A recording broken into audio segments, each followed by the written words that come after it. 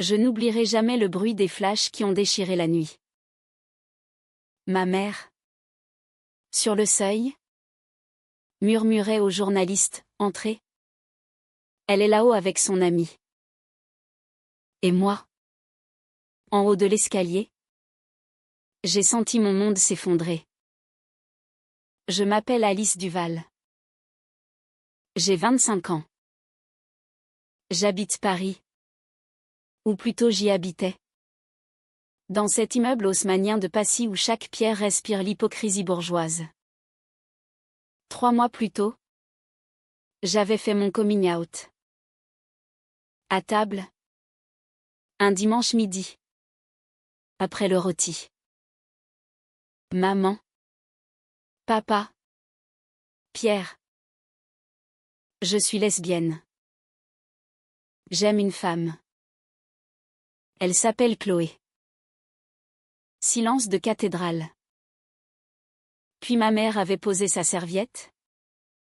Les yeux humides, ma chérie. Tu es si courageuse. Mon père avait hoché la tête. Grave, nous t'aimons quoi qu'il arrive. Pierre, mon frère aîné, avait même levé son verre, à la famille.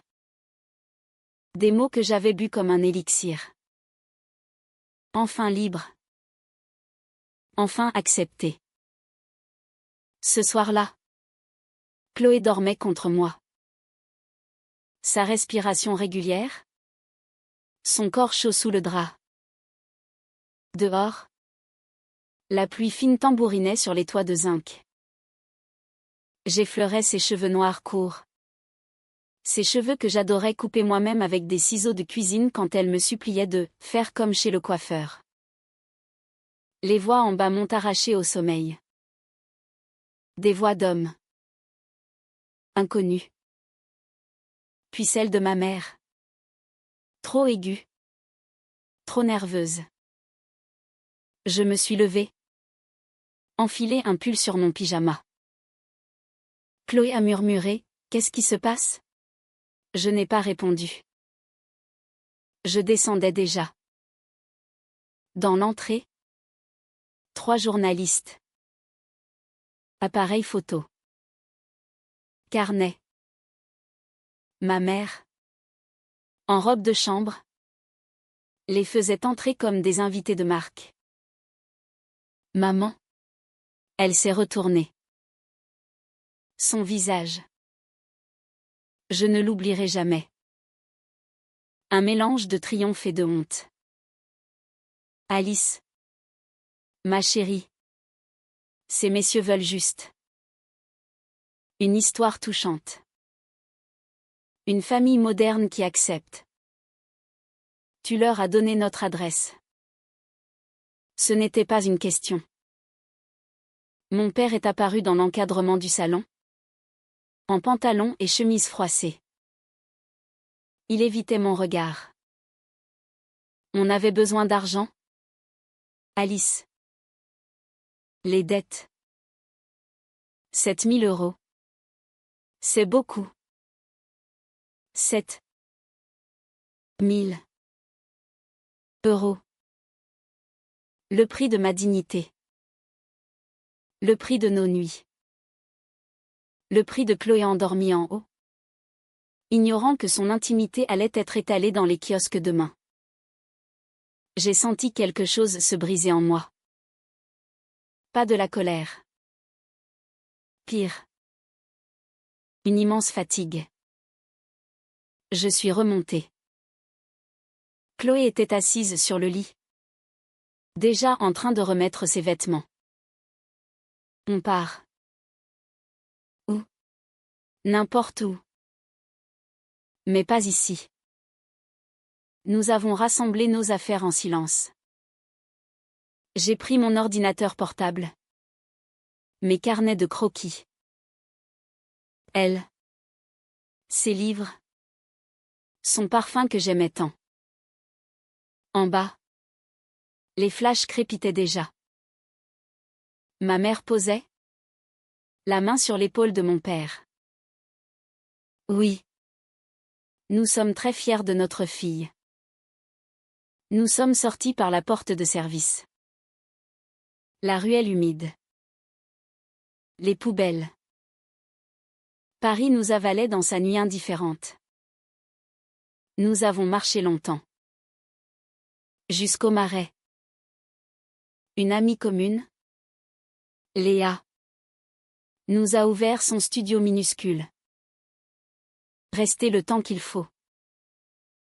Les jours suivants furent un enfer médiatique. Les journaux à sensation avaient fait leur une. La fille d'E bonne famille était sa maîtresse, scandale dans le 16e. Photo volée de nous deux mains dans la main. Mon nom. Mon visage. Celui de Chloé flouté. Mais reconnaissable pour qui la connaissait. Ma grand-mère a fait une crise cardiaque. Pierre m'a envoyé un SMS, tu nous as tous détruits. Espèce d'égoïste. Seule Chloé ne flanchait pas. Chloé. Rencontrée un an plus tôt à la librairie Shakespeare & Company. Elle cherchait du Marguerite Duras. Moi du Violette Leduc. Nos mains s'étaient frôlées sur le même livre. Elle avait ri, on dirait qu'on a les mêmes goûts. Littéraire. Depuis. Elle était mon encre. Mais même les encres peuvent se fatiguer. Un soir. Alors que nous partagions une bouteille de vin rouge bon marché sur le toit de l'immeuble de Léa. Chloé a craqué. Alice. Je ne sais pas si je suis assez forte. Ma mère a appelé. Elle a vu les articles. Elle veut que je rentre à Toulouse. Que j'arrête cette folie. Le mot m'a transpercé. Folie. Tu regrettes, ai-je demandé? La voix tremblante. Elle a longuement regardé les lumières de Paris. Non. Mais j'ai peur que tu regrettes. Que tu me reproches un jour tout ça. Je l'ai prise dans mes bras. Jamais. Pourtant, au fond de moi, une petite voix murmurait le contraire. Les semaines passèrent dans une précarité élégante. Paris, même cruelle, reste belle. Nous marchions des heures le long de la Seine, évitant les quartiers où l'on pouvait nous reconnaître. Chloé avait perdu son poste d'assistante d'édition, restructuration, avait dit son patron. Mais nous savions. Moi. Mes clients freelance se faisaient rares. Désolée. Alice. On préfère quelqu'un de plus discret. Nous vivions sur nos économies qui fondaient comme neige au soleil de décembre. Un soir. Une lettre glissée sous la porte du studio. Enveloppe crème. Papier épais. Pas de timbre. À l'intérieur. Une coupure de journal, mon père. Devant les grilles de L'Oréal. Le visage défait. Titre, licencié après le scandale homosexuel sa fille. Et un mot manuscrit de ma mère, regarde ce que tu nous obliges à faire. Reviens à la raison. Rond. Nous t'accueillerons. J'ai froissé le papier. Chloé m'a regardé. Pâle. Il te manipule. Je sais. Mais la culpabilité rongeait. Mon père. Cet homme rigide mais juste qui m'avait appris à faire du vélo dans le parc de Bagatelle. Licencié à cause de moi? Cette nuit-là? Je n'ai pas dormi. Chloé non plus. Nous sommes restés allongés. Dos à dos. Dans le lit trop étroit. Au petit matin. J'ai pris ma décision. Je vais les voir. Seul. Chloé s'est redressée, furieuse. Tu es folle. Ils vont te briser. Il faut que je comprenne. Pourquoi 7 000 € valent plus que moi? Elle a pleuré. Et si tu ne reviens pas? Je reviendrai. Le dîner familial fut un supplice. L'appartement sentait toujours la cire d'abeille et le bois ciré. Ma mère avait préparé un poulet basquez, comme quand j'étais enfant. Pierre m'a à peine salué. Mon père fixait son assiette. Après le fromage, ma mère a attaqué. Tu as vu ce que tu as fait à ton père? Ce que j'ai fait? Vous avez vendu ma vie privée. Pierre a explosé. Tu nous as mis dans la merde. Les voisins. Les collègues. L'église. Tout le monde parle. Mon père a enfin levé les yeux. Alice. On pensait que c'était une passade. Que tu changerais d'avis. Une passade. 10 ans de doute. De relations forcées avec des garçons pour leur faire plaisir. De nuit à me détester. J'ai repoussé ma chaise. Je pars. Dans le couloir. Mon père m'a rattrapé. Attends. Sa voix tremblait. Il m'a tendu une enveloppe. Les 7 000. On ne les a pas touchés. On voulait te faire peur. Te ramener. Je l'ai regardé. L'enveloppe. Le symbole de leur trahison. Je ne l'ai pas prise. Je suis sortie sous la pluie. Je suis rentrée au studio trempée. Gelée jusqu'aux os. Chloé m'attendait. Les yeux rougis. Quand je lui ai tout raconté, elle m'a serré fort. Tu as été courageuse. Mais le courage ne paie pas le loyer. Noël approchait. Paris scintillait de lumière. Mais nous étions dans le noir. Léa nous a annoncé qu'elle récupérait son studio après les fêtes. Il fallait trouver une solution. C'est Chloé qui a eu l'idée. On part. À Montpellier. Ma tante a une petite maison inoccupée. On peut y rester le temps de se reconstruire. Montpellier. Loin de Paris. Loin de ma famille. Loin des souvenirs. J'ai hésité. Partir. C'était abandonner tout espoir de réconciliation. Rester. C'était risquer de nous détruire. J'ai choisi Chloé. Nous avons fait nos valises. Un train de nuit. Adieu Paris. La maison de la tante de Chloé était modeste, mais propre. Jardin clos. Olivier. Le chant des cigales même en hiver. Chloé a retrouvé un poste dans une petite maison d'édition indépendante. Moi. J'ai commencé à donner des cours de design graphique en visio. Les premiers mois furent durs. La distance n'efface pas la douleur. Je rêvais souvent de ma mère. De son sourire faux. Puis, un jour, un appel. Numéro inconnu.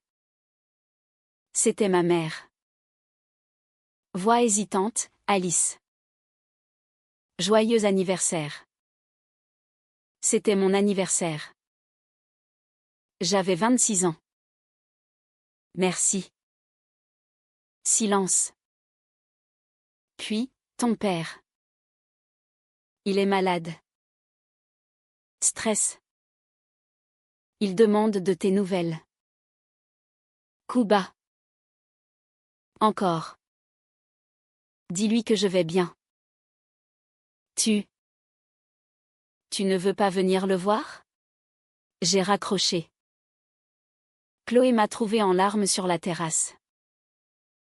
Ils ne lâcheront jamais. Hein? Non. Mais quelque chose avait changé. Leur pouvoir sur moi s'amenuisait.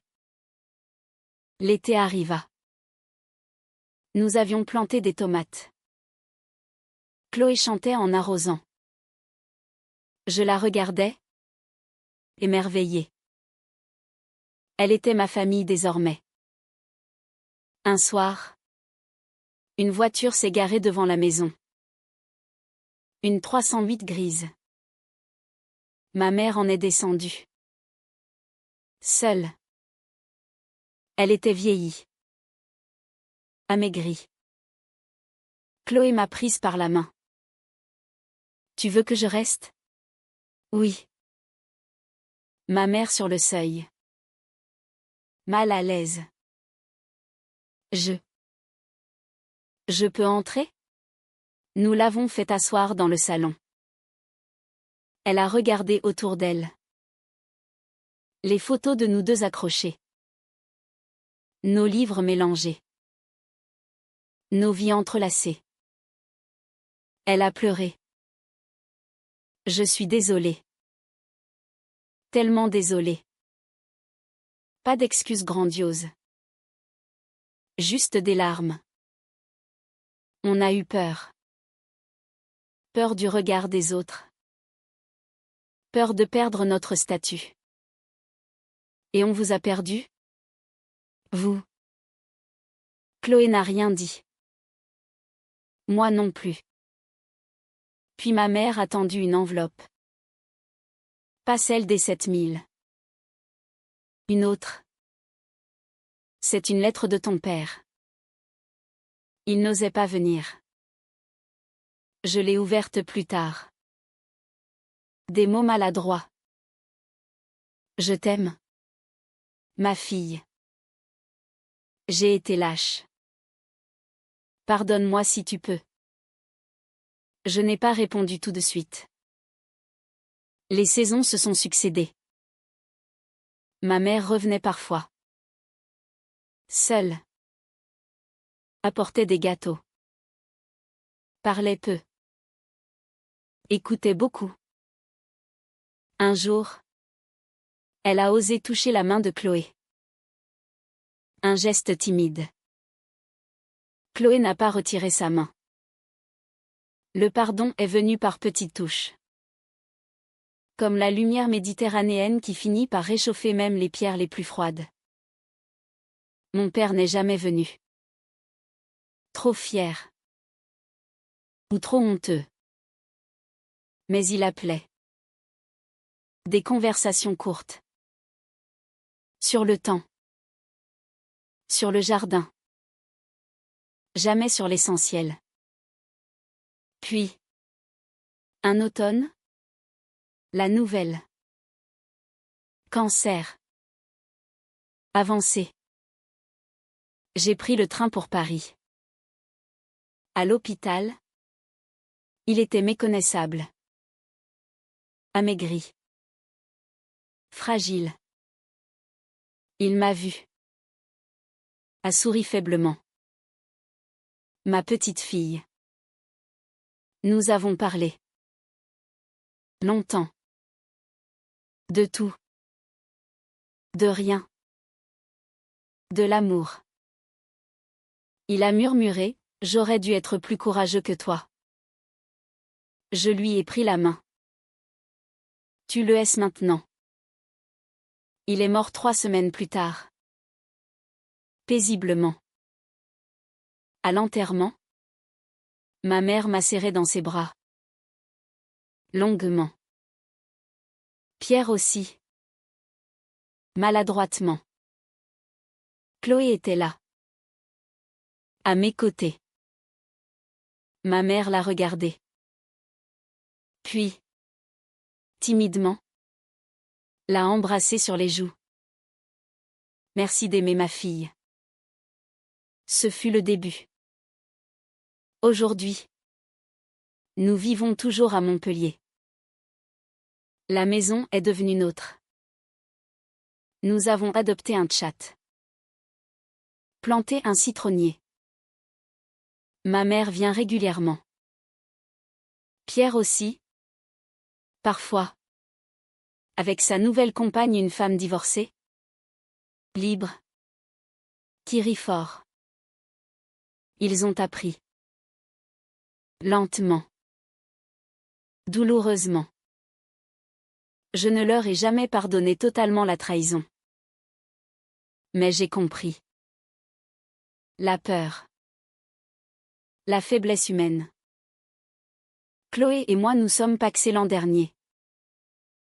Cérémonie intime. Ma mère était là. Elle a pleuré. De joie. 7 fois. Quand je regarde en arrière, je ne regrette rien. Le prix a été terrible. 7 000 €. Une famille brisée. Des années de douleur. Mais j'ai gagné l'essentiel. L'amour vrai. La liberté d'être soi.